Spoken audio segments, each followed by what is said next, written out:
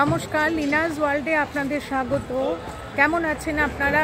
আশা করি সবাই ভালো আছেন। আমি অনেক দিন পর আজকে আরও একটা নতুন ব্লগ নিয়ে আপনাদের কাছে চলে এসেছি। আজ আমি আপনাদেরকে নিয়ে যাব বাগবাজার সিদ্ধেশ্বরী মা কালীর বাড়ি, যেই মাকে শ্রী শ্রী ঠাকুর উত্তর কলকাতার গিন্নিমা বলতেন। সব থেকে আগে বলি এখানে কি করে আসবেন, কি করে চলুন আপনাদেরকে দেখিয়ে দিই কীভাবে আসবেন। উল্টোডাঙ্গা স্টেশন থেকে আহিরিটালা লঞ্চঘাট পর্যন্ত অটো পাওয়া যায়। আমি সেই অটো করে শোভাবাজার মোড়ে নামব।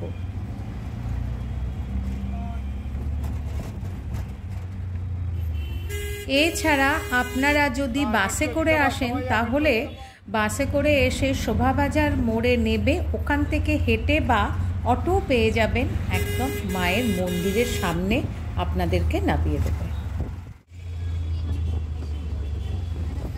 আর আপনারা যদি মেট্রো করে আসেন তাহলে শোভাবাজার মেট্রো 2 নম্বর গেট দিয়ে বেরিয়ে অপোজিট ফুট থেকে আপনারা অটো পেয়ে যাবেন। আর যদি হেঁটে আসেন তাহলে ওখান থেকে মিনিট 6 থেকে 7 মায়ের মন্দিরের সামনে পৌঁছে যাবে।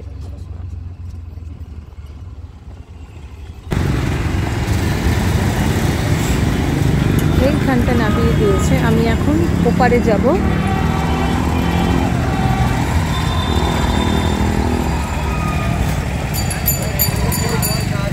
ওপারে মিনিট 2 হাঁটলেই আজকের গন্তব্যস্থল মা সিদ্ধেশ্বরী কালীবাড়ি বা উত্তর কলকাতার গিন্নিমার দর্শন আপনাদেরকে করাবো। চলুন দেখিয়ে দিই।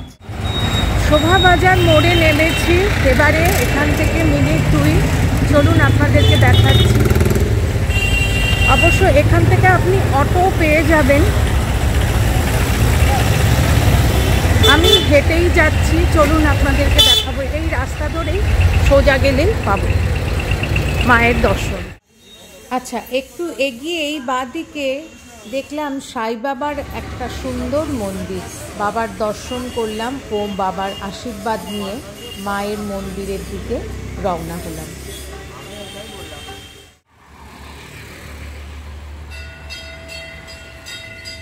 পৌঁছে গেছি মায়ের মন্দিরের একদম সামনে। দেখতে পাচ্ছেন একদম কুমোরটুলির পাশেই, রাস্তার ওপরেই সুন্দর মন্দির, অপূর্ব লাগছে, তাই না?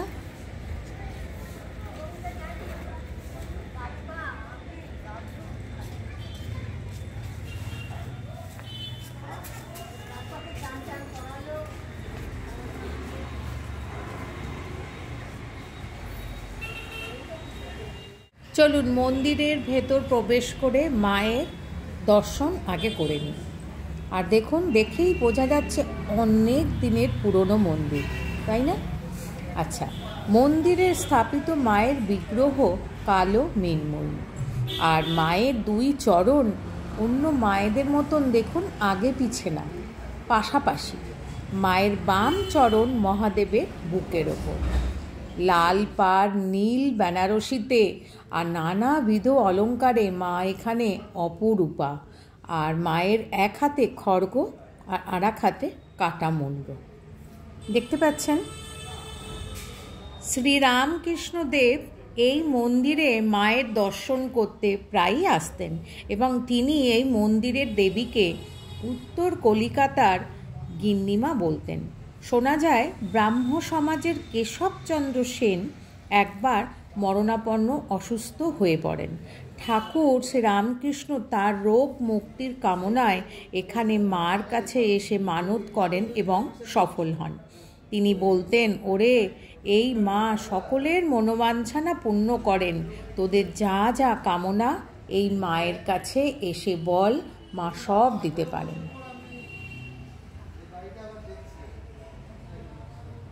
নাট্য সম্রাট গিরিশচন্দ্র ঘোষও এই মন্দিরে মায়ের দর্শন করতে প্রায়ই আসতেন।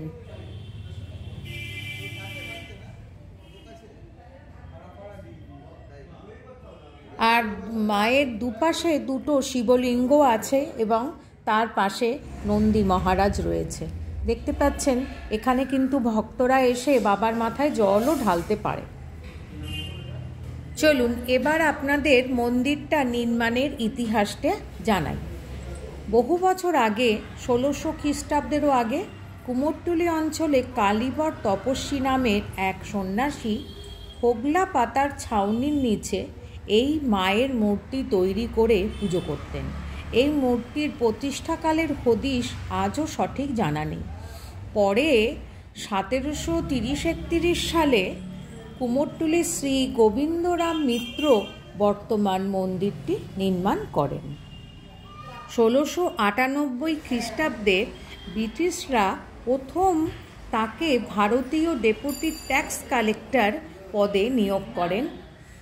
আর এই পদে থাকাকালীন শ্রী গোবিন্দরাম প্রচুর অর্থ উপার্জন করেছিলেন এবং এতটাই শক্তিশালী হয়ে গিয়েছিলেন যে অনেক প্রচেষ্টা করেও তার ঊর্ধ্বতন আধিকারিক হলওয়েল সাহেব তাকে কিছুতেই পদ থেকে সরাতে পারেননি।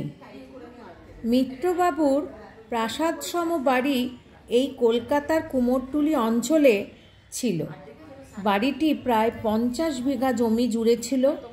এছাড়াও নন্দন বাগান বলে অন্য একটি স্থানেও তার একটি প্রাসাদসম বাড়ি ছিল, আর সেই বাড়িতে দুর্গাপুজো হতো।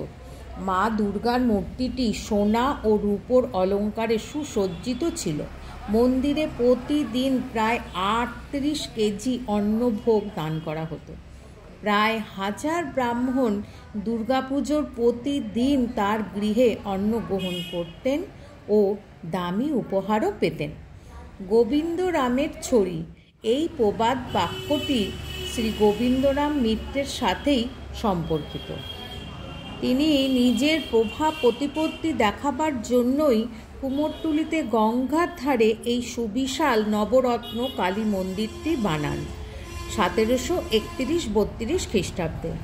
মন্দিরটি প্রায় 165 ফুট বা তারও বেশি ছিল উচ্চতা। মন্দিরের চূড়ায় বসানো ছিল গঙ্গায় চলা জাহাজের জন্য দিক নির্দেশক চিহ্ন। সাহেবরা এটির নাম দেন ব্ল্যাক প্যাগোডা। 1840 সালের ভূমিকম্পে সেটা ভেঙে যায়। মিত্রবাবুর মৃত্যুর পর এই সুবিশাল মন্দির রক্ষণাবেক্ষণ করার তার পরিবারের পক্ষে সম্ভব হয়ে ওঠেনি, তাই মন্দিরের মূল চূড়া সমেত অংশটি ভেঙে পড়ে যায়। তবে আজও কালী পুজো খুব ধুমধাম করে এই মন্দিরে হয়, আর মায়ের ভোগে থাকে খিচুড়ি, ভাজা, সাদা ভাত, ডাল, নানা ধরনের তরকারি, ডালনা, মাছ, চাটনি, পায়েস ইত্যাদি। আর এখানে কিন্তু এখনও পশু বলি হয়। আর এই কালী পুজো ছাড়াও কার্তিকী অমাবস্যা, বুদ্ধ পূর্ণিমা, জ্যৈষ্ঠ মাসের ফলহারিণী কালী পুজো খুব সাড়ম্বরে এখানে হয়। এবার বলি মন্দির খোলা বন্ধের টাইমিংটা। সকাল 7টা থেকে 12:30 আর বিকেল 5টা থেকে 8:30 পর্যন্ত মন্দির খোলা থাকে।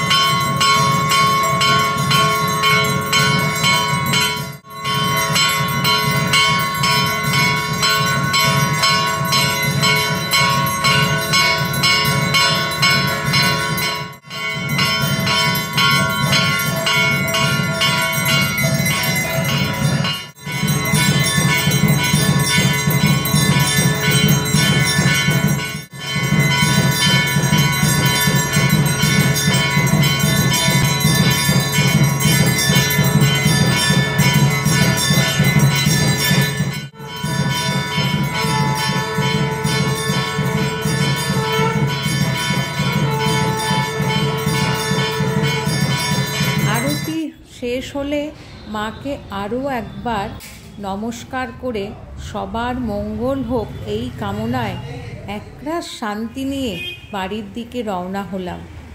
কেমন লাগলো অতি অবশ্যই জানাবেন, লাইক, শেয়ার, সাবস্ক্রাইব করে। Thanks for your time.